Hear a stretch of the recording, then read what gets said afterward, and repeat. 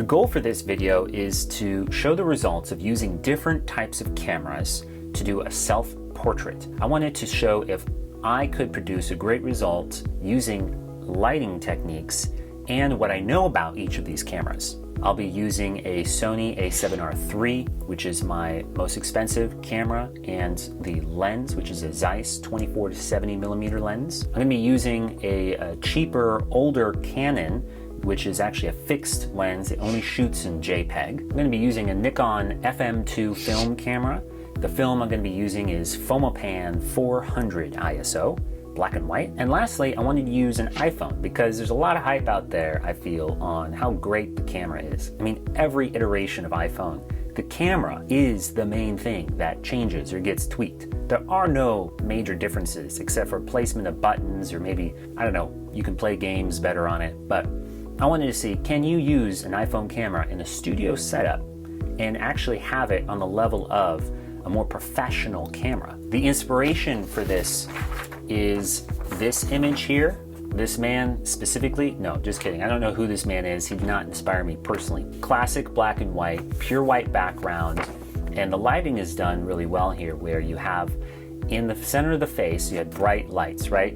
But then you have shadows along the sides. So you have nice contouring, you know, obviously already has an attractive looking face, but you know, they accentuated that with proper lighting, and it looks like a simple 2-light setup. So I've got 2-light setup. I decided to create a white background. You can create it in a couple different ways, but I decided to create a white background by having a big old modifier with 1 light behind it.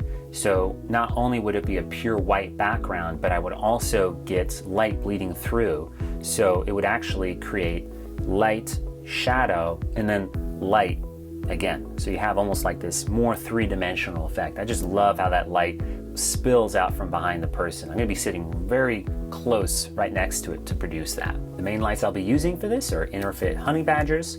I have 2 of them, no more than 2, so that's also why I want to do a 2-light setup. When I set up my lighting, I have to be thinking about the film camera because I'm restricted to using 400 ISO.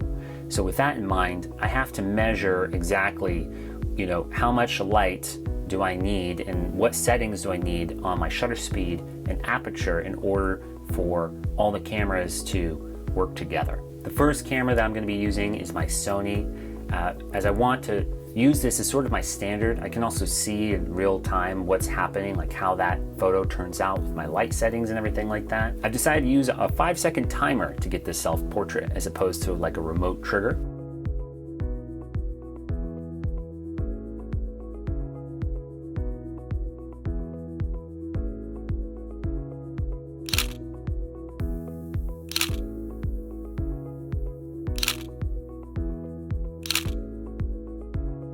The next one was the DSLR Canon. I'll have to change some things around with how the Canon is talking to my lights.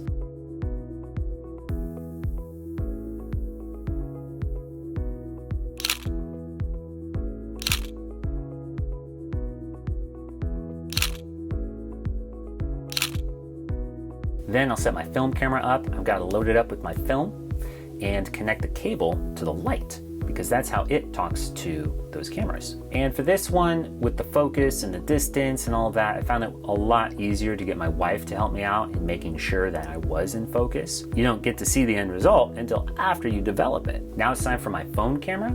Again, this is an iPhone 14. This is standard, you know, medium version.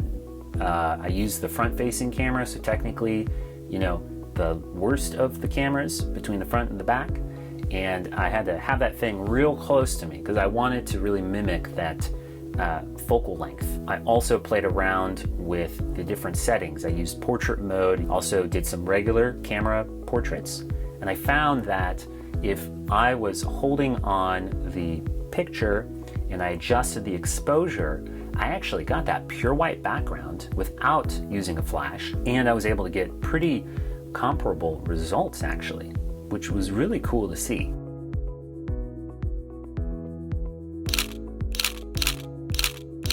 Now I've cleaned up, gotten the images uploaded, developed my black and white film. So let's check it out. The Sony's always had that little extra crisp, you know, certain level of depth to the shadows and the colors, you know, that certain look to those. The Canon were shot in JPEG, black and white. Besides for being a little not so contrasty, they turned out pretty comparable.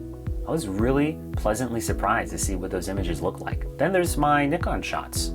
And those probably were my favorite. You know, it wasn't a true black and white, and it had that grain and it has the texture. And I feel like some of these images, you know, while they're not like tack sharp or super crispy, I feel like there's a certain quality or character about them that just makes them stand out. The iPhone shots didn't do too bad. The problem with the iPhone shots were, you know, when it took the picture, it had like certain, I guess, edits that the camera automatically did or whatever that just took it too far.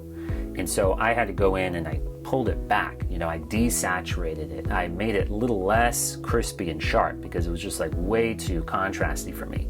But once I did that, and these were again small adjustments, it was hard to tell what was a professional camera versus a phone. You probably could get away with taking professional photos with your iPhone if you knew lighting and you also knew what to do to take it to that next level. I think my favorite one out of all the images I took in the cameras is this one right here.